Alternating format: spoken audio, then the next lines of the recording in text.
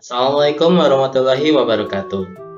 Perkenalkan, nama saya Rifki Mulyana dan bersama rekan saya Ari Syaban Hanif.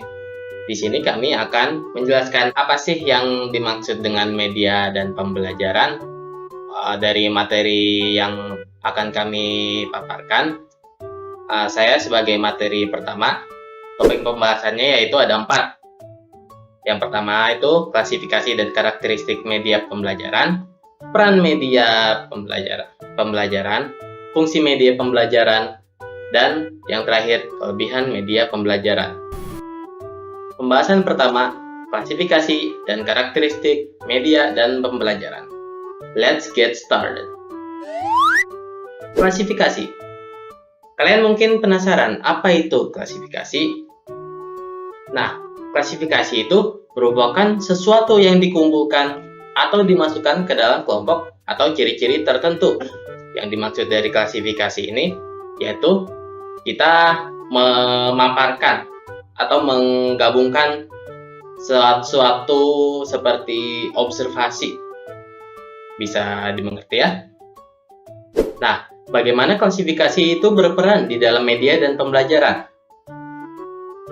Mereka berperan itu, yang pertama itu lebih mudah untuk memahami pembelajarannya dan memiliki sebuah konsep atau visual, dan juga adanya audio di dalam pembelajaran, yang dimana di dalam klasifikasi ini sangat membantu untuk memproses seperti ruangan di dalam media dan pembelajaran ini gitu, supaya bisa lebih memahami dari dalam media dan pembelajaran ini, seperti untuk audio, visual, dan segala macam. Nah, contoh klasifikasi media pembelajaran yaitu contohnya seperti membuat mind map. Bisa dilihat dari di tabel sini ya, atau di slide ini.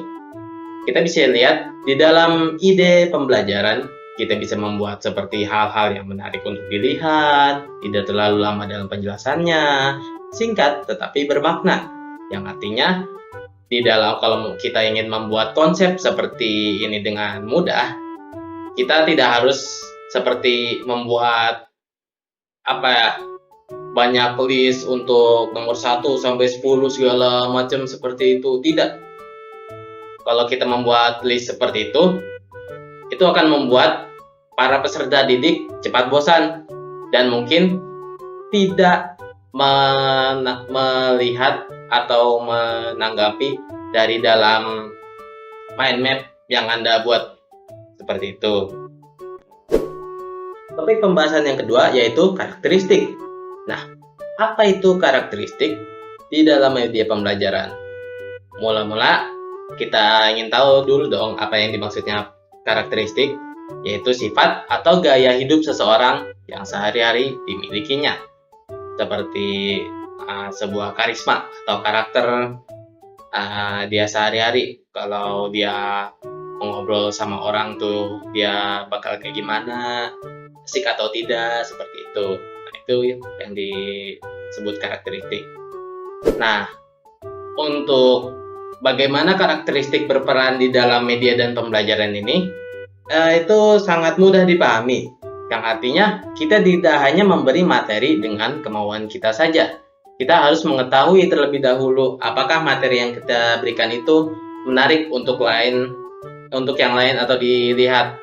Jadi bisa dibilang karakteristik di dalam media dan pembelajaran ini mencakupi konsep yang kita buat juga seperti mind map, tapi ini seperti ada kayak slide visual seperti animasi atau ya mungkin ya saya tahu seperti animasi seperti itu, bukan hanya slide saja di mana ada tulisan segala macam seperti itu.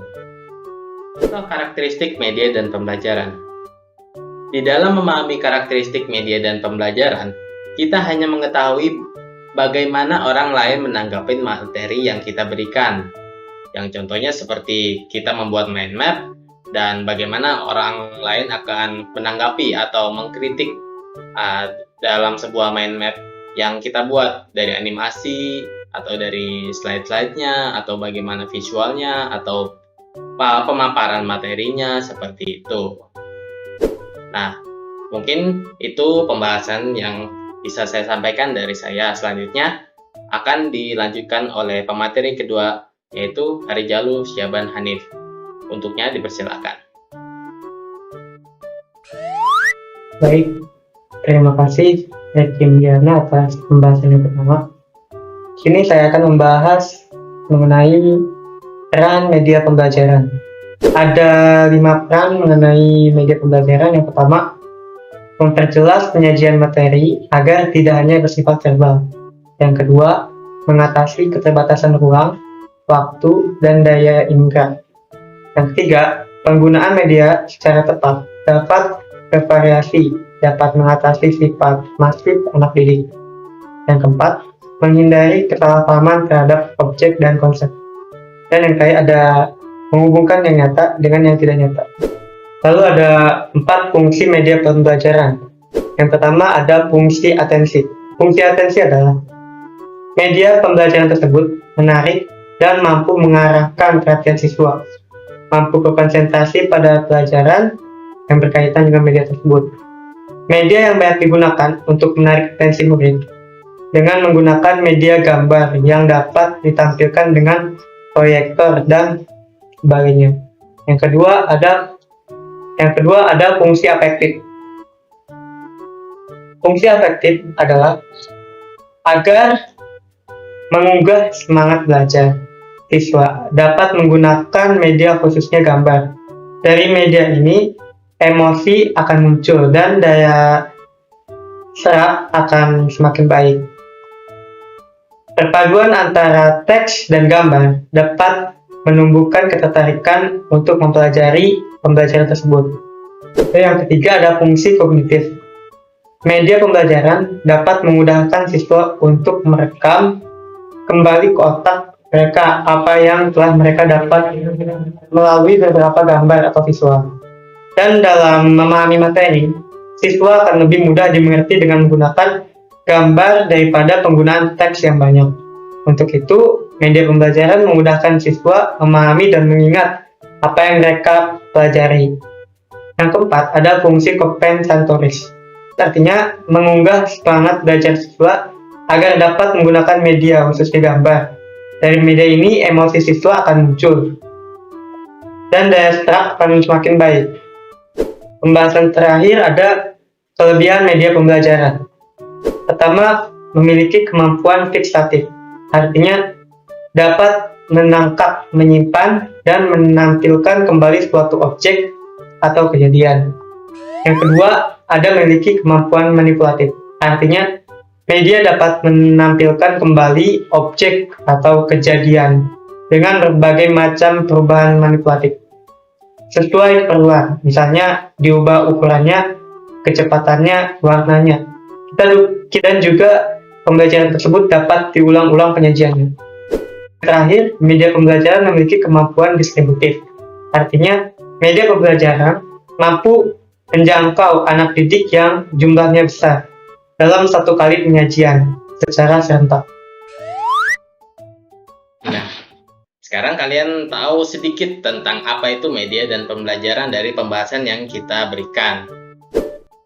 Ada tambahan dari kami, yaitu memberikan materi dengan cara media dan pembelajaran itu memang sangat menarik, tetapi tidak mudah untuk mendapatkan perhatian dari orang lain sesuai dari ekspektasi kita. Jadi, kalau misalkan kalian ingin membuat materi ke online atau membuat konten yang sebagai guru atau segala macam, jangan mengekspektasikan hal-hal yang membuat kalian bakal cepat populer. Semuanya itu butuh proses. Saya dari kelompok 1, Rifki Mulyana, bersama rekan saya Arijalu Syaban Hanif, mengundurkan diri. Kurang lebihnya mohon maaf. Bila ada kata-kata yang salah, mohon maafkan kami. Wassalamualaikum warahmatullahi wabarakatuh.